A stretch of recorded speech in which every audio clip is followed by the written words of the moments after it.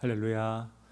주님 사랑하는 마음으로 이 새벽 제단에 오신 우리 성도님들을 진심으로 환영하고 축복합니다. 오늘 함께 나눌 말씀은 잠언 14장 26절, 27절 우리 두 절의 말씀을 우리 함께 읽도록 하겠습니다. 잠언 14장 26절, 27절 말씀입니다. 우리 함께 읽습니다. 여호와를 경외하는 자에게는 견고한 의뢰가 있나니 그 자녀들에게 피난처가 있으리라. 여호와를 경외하는 것은 생명의 샘이니 사망의 그물에서 벗어나게 하느니라. 아멘. 우리 함께 말씀을 위해서 잠깐 기도하시겠습니다. 은혜가 풍성하신 하나님 아버지, 오늘 이 시간도 하나님 경외하는 마음으로 말씀 앞에 섭니다. 주님, 우리에게 필요한 은혜를 허락하여 주시고 은혜 없이 살아갈 수 없는 저희들에게 또 하늘의 소망 주님 이 시간 부어 주시옵소서. 감사드리며 살아계신 예수 그리스도의 이름으로 기도드리옵나이다. 아멘. 우리 함께 읽은 말씀 가지고 다음 세대를 위한 최고의 투자, 다음 세대를 위한 최고의 투자라는 제목으로 우리 함께 하나님 말씀 나누겠습니다. 요즘 어린 자녀를 둔 부모들에게 굉장히 유행하는 것이 있다고 합니다. 그게 뭐냐 하니까 바로 미성년자인 이 자녀의 이름으로 주식 계좌를 만들어서 일찌감치 남들보다 한 살이라도 더 빨리 주식 세계에 입문시키는 것, 이것이 굉장히 유행이라고 합니다. 이 복리 수익을 장기로 제대로 구현하기 위해서는 시간이 생명이지 않습니까? 그래서 이제 막 태어난 이 갓난 아기한테도 산부인과에서 나오는 순간 일단 무조건 주식 계좌를 열어준다는 거예요. 실제로 이런 뉴스 기사들이 참 많더라고요. 요즘 현명한 부모는 장난감이나 책 대신에 자녀에게 주식을 사준다. 지혜로운 부모는 투자, 조기 교육을 시킨다. 여러분, 심지어 한국에서 주식 투자로 아주 큰 붐을 일으킨 이 존 리라는 전문가는요, 자녀들의 모든 사교육을 다 중단하고 차라리 그 돈으로 자녀 이름으로 된 주식을 사주라고 구체적으로 조언합니다. 이분의 강연에 모든 이 젊은 이 부모들이 그렇게 많은 부모들이 열광한다는 거예요.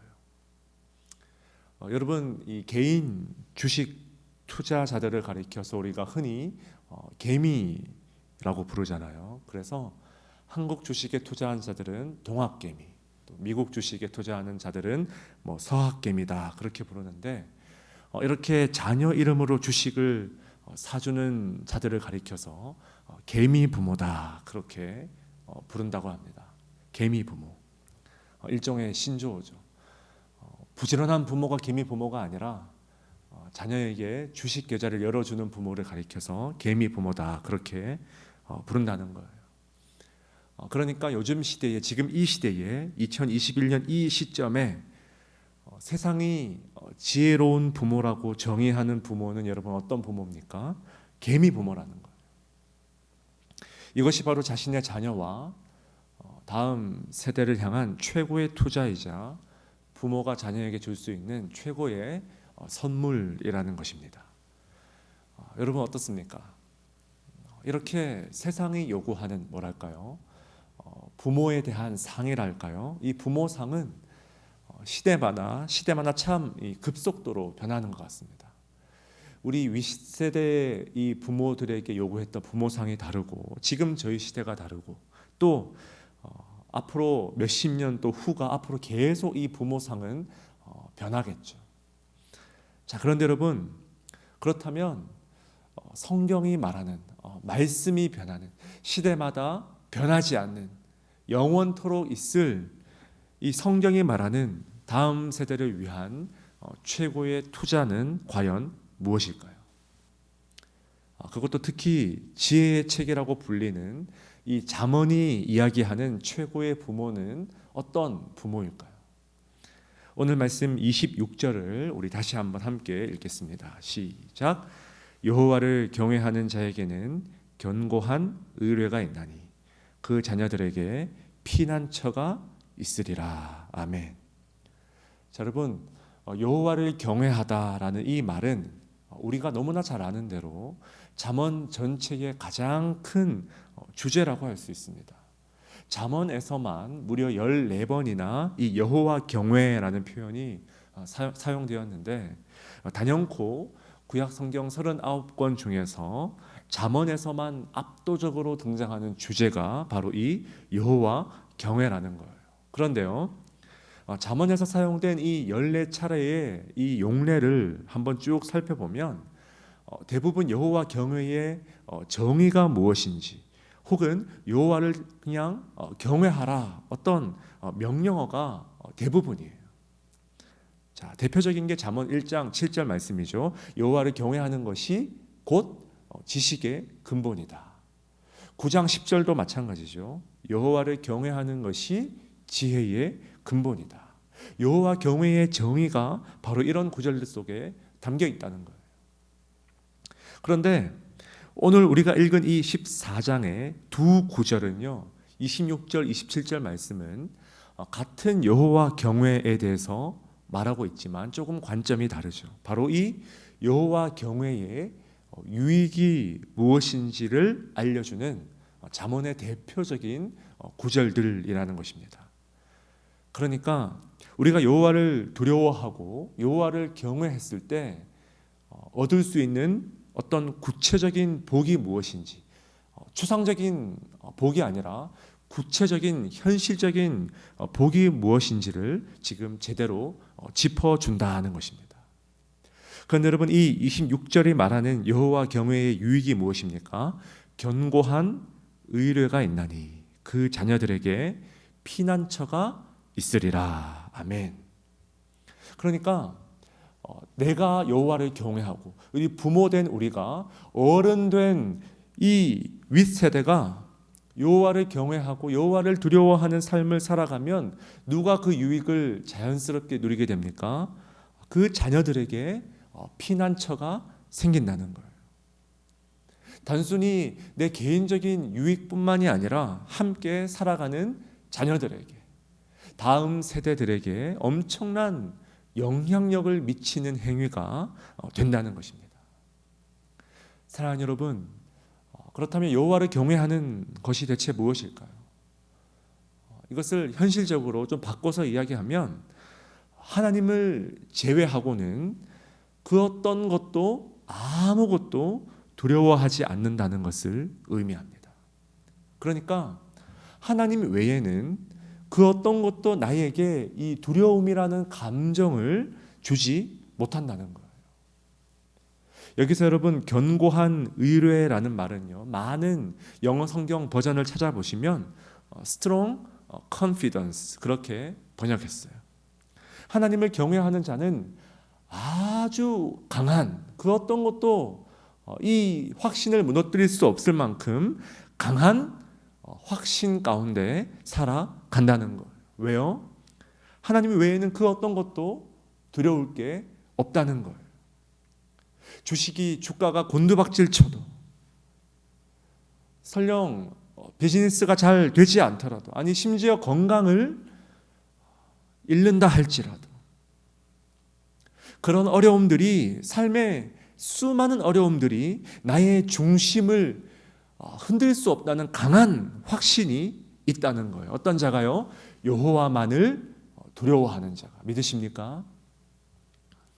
그런가 하면 사단이 우리를 공격할 때 주 무기로 가장 잘 사용하는 것도 바로 이 두려움이죠.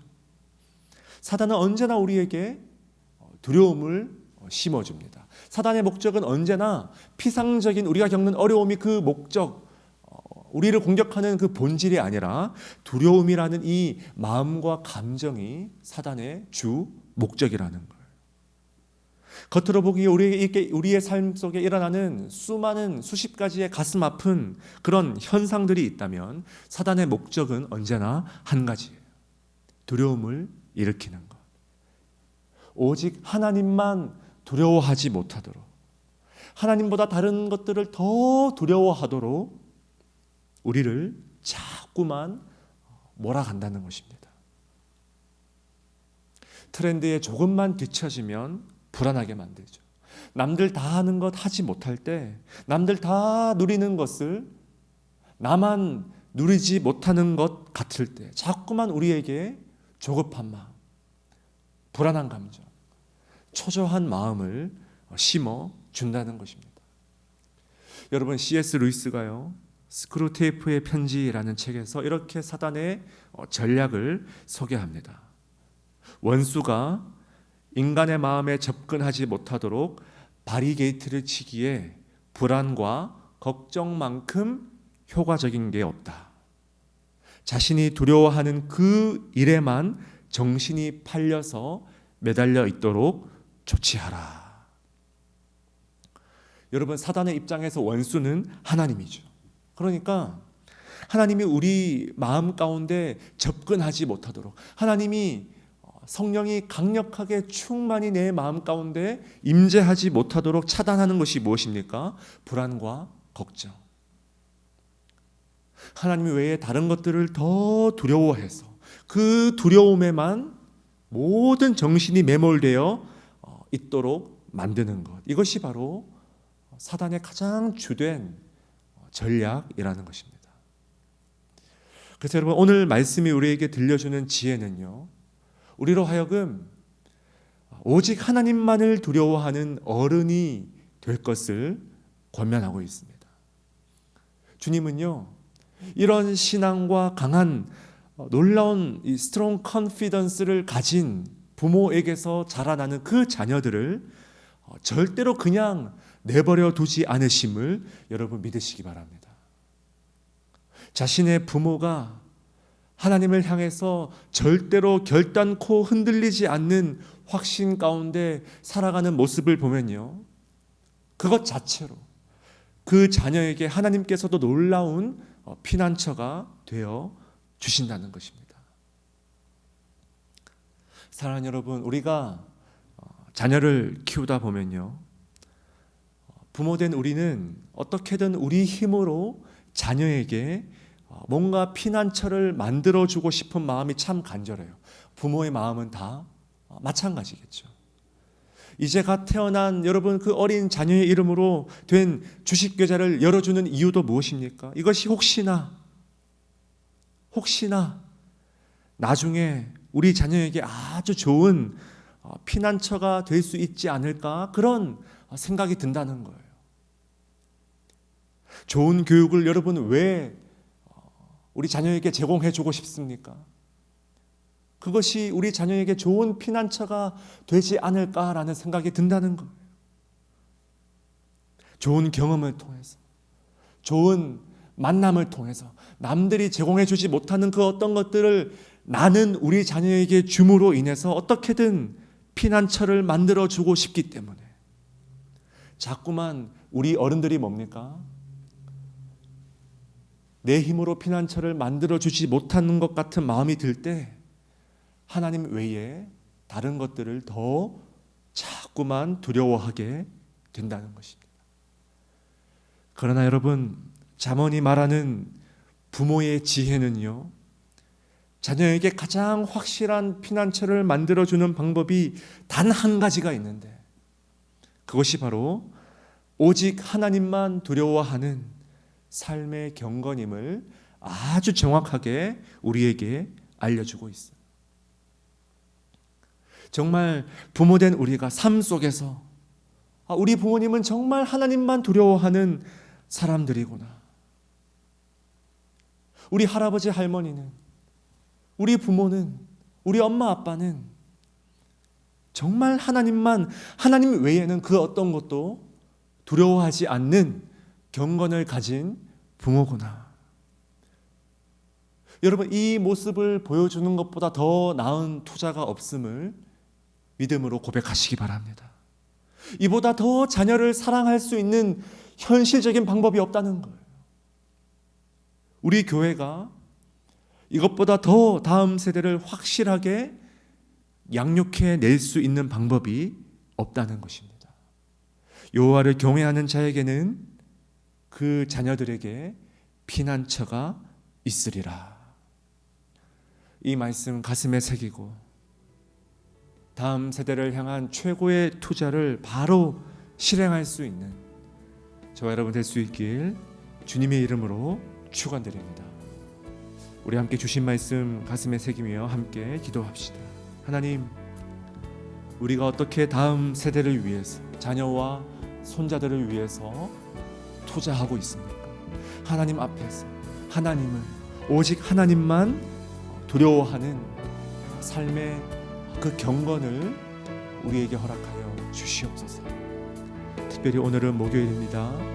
미국과 전 세계 원근 각지에 흩어져 있는 가족과 자녀들을 위해서, 또 몸이 아픈 가족들을 위해서 여러분 기도해 주시고요. 특히 우리 바울 청장년부 공동체를 위해서 기도해 주시기 바랍니다. 우리 젊은 가정의 지체들이 오직 하나님만 두려워하는 부모들에서 그 삶의 경건을 통해 자녀들에게 피난처를 세워주는 믿음의 부모 될 수 있도록 특별한 주님 은혜를 허락하여 주시옵소서. 함께 합심으로 기도하시겠습니다.